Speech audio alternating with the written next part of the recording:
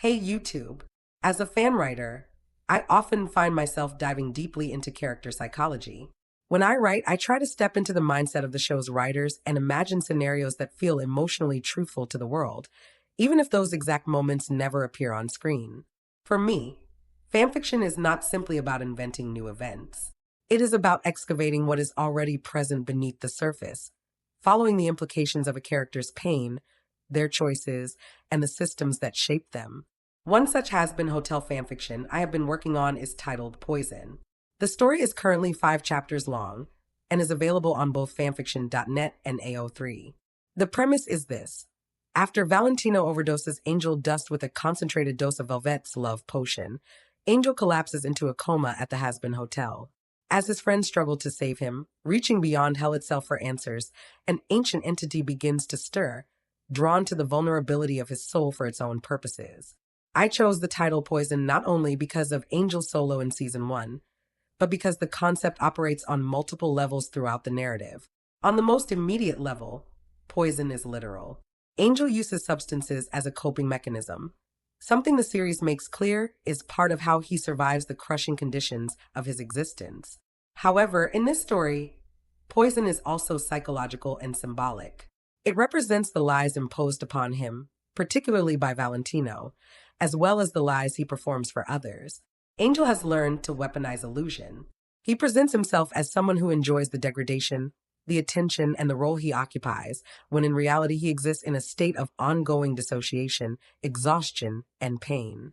What makes Angel such a tragic figure is that he is not unaware of this contradiction. He understands that what sustains him is also destroying him. Yet he clings to it, because sometimes the poison is the only thing that allows him to endure. That tension forms the core of his character. He is not ignorant. He is trapped within a system where survival and self-destruction have become indistinguishable. The story opens with Valentino approaching Velvette in her makeup lab, asking what would happen if someone were given a significantly larger dose of her potion. Velvette immediately warns him that overuse would not only endanger the victim, but could damage her brand and reputation. This detail is important because it frames the interaction in terms of exploitation rather than morality. Velvette is not concerned with whether the act is wrong. She is concerned with optics, product integrity, and market value. Although this escalation is fictional, it is grounded in canon. In Season 1, Angel casually mentions to Husk that people spike his drinks regularly. The line is brief, almost throwaway, but it carries significant weight. It suggests that violation has become normalized in his life to such an extent that he speaks of it without emphasis. Like the abuse he experiences elsewhere, it becomes something he has learned to absorb and survive. By the Season 2 finale, Angel is shown to have relapsed into heavy substance use, including the love potion itself. He appears visibly unstable, exhausted, and emotionally deteriorated. There is also an implication that Valentino had access to him off-screen during the gap between major events, which opens the door to deeply disturbing possibilities. The series does not state this explicitly, but the trajectory is clear enough to suggest escalating control. While Hazbin Hotel has not fully defined the mechanics of Velvette's potion, it functions less like a romantic device and more like an incapacitating substance. In that sense, it parallels the historical concept of a Mickey Finn, a drink laced with sedatives or toxins intended to disorient, incapacitate, or erase memory. This connection informed how I approached the potion in the story. I wanted it to feel grounded, not whimsical, less fantasy mischief, and more an extension of real-world systems of coercion and bodily control. That is ultimately what poison is about. Not simply substances, but control. Not simply addiction, but the environment that makes addiction feel necessary. Not simply what is done to Angel, but what happens when abuse becomes so constant that it reshapes a person's identity. Velvette even points out that Valentino continues to center Angel as a product despite having other performers available. This aligns with canon. Angel is one of Hell's most recognizable stars, but he is not irreplaceable. The fact that Valentino does not replace him suggests that the attachment is not purely economic. Angel is not just profitable. He is personal. He is a site of domination. Valentino's fixation reveals something deeper than business. He does not simply want to control Angel. He wants to own, display, and break him. Angel's suffering becomes part of Valentino's self-image. Control must be visible. It must be maintained publicly as well as privately. By this point, the poison is no longer something Angel is given. It is something he is living inside. Velvette suggests that Valentino abandon Angel entirely. Valentino refuses, making it clear that his motivations are rooted in retaliation as much as control. He views Charlie's interference not as moral opposition, but as theft. Angel is not a person to him. He is property being redirected. This creates a compelling trajectory moving forward into Season 3. Valentino's hostility may not be driven solely by control, but by something even more dangerous: hope. The Hazbin Hotel does not simply offer redemption. It offers an alternative framework of identity. For someone like Angel, whose existence has been shaped by coercion and performance, hope is destabilizing. It challenges the structures that keep him contained. The narrative then shifts to the hotel, where Charlie leads a redemption exercise. Angel's absence is noted, as he is at the studio. Cherry is present, lingering near the hotel primarily because of Angel, though her connection to the space remains ambiguous. I chose to include Lucifer in this exercise as well. His presence reflects one of the more interesting dynamics in the series. Charlie's project does not only expose the flaws of sinners, but also the disillusionment of those above them.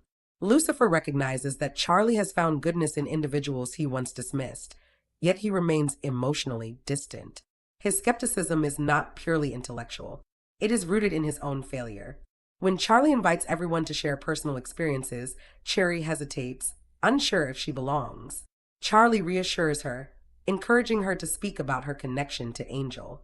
This leads to one of the most significant revelations in the chapter. Valentino does not merely employ Angel. He owns his soul. This realization devastates Charlie. It forces her to confront the limits of her understanding. Angel's behavior is no longer interpretable as resistance or immaturity. It is survival under coercion. Vaggie ultimately calls for a break, recognizing the emotional weight of the moment. This highlights a central tension in Charlie's arc. She understands that suffering exists, but she does not fully grasp the systems that sustain it. Redemption is not just a moral or emotional process. It is a structural one. It threatens the very foundations of Hell's economy and power hierarchy. Elsewhere, Angel appears to be running from danger, only for the scene to reveal itself as a staged production. This transition is intentionally disorienting. For Angel, the line between performance and reality has collapsed. Even scripted danger reflects real vulnerability. During a break, he dissociates and reflects on himself through 4 identities: the performer, the addict, the survivor, and the ghost. The performer is the mask. The addict sustains the mask. The survivor endures beneath it. And the ghost remembers who he once was. These are not separate selves. They coexist. Angel is not divided. He is layered. That layering is what makes him compelling. His identity is not a binary between false and true. It is an accumulation of adaptation, damage, and endurance. After the shoot, Valentino offers Angel a glass of wine laced with the potion. The act is casual, almost intimate, which makes it more dangerous. Angel drinks it, conditioned by routine. Valentino begins probing him about the hotel, attempting to destabilize his perception of it. If Angel can be made to believe the hotel is temporary, then he has nowhere else to go. But internally, Angel resists. He holds onto what the hotel represents. For the first time, he is not just performing belief. He is choosing it. As the drug takes effect, Angel realizes too late what has happened. Despite this, his instinct is not to return to Valentino, but to go back to the hotel. This reveals something crucial. Even beneath everything, he recognizes where safety exists. Back at the hotel, Charlie, Vaggie, and Lucifer begin to piece together the signs they missed. Lucifer reframes the situation by pointing out that Angel's suffering did not begin with Charlie's involvement. It is systemic, long-standing. Angel eventually collapses in the lobby, witnessed by Husk and Cherry. Husk, drawing on his experience, recognizes that Angel is not simply intoxicated. Something is wrong. His attempt to purge the substance only partially works, and Angel falls into a fevered unconsciousness. Lucifer remains largely observational during this sequence.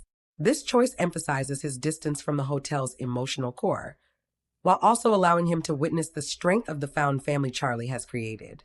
The chapter concludes with Serpentius in heaven, where he begins to notice unsettling inconsistencies beneath its surface. His interaction with Molly introduces the possibility of future narrative convergence, particularly through the twin dynamic between Molly and Angel. Their connection reinforces one of the story's central themes. Even across realms, even across systems designed to separate and control, some bonds persist. And that persistence may be the very thing that makes change possible. Ultimately, Poison is not just a story about collapse. It is a story about accumulation, about what happens when harm is repeated, normalized, aestheticized, and internalized over time. And it asks a question that sits at the heart of Angel Dust's arc. If someone has lived inside poison for so long that it begins to feel like part of who they are, what would healing actually require? Not just rescue, not just understanding, but the unraveling of everything that taught them pain was normal in the first place.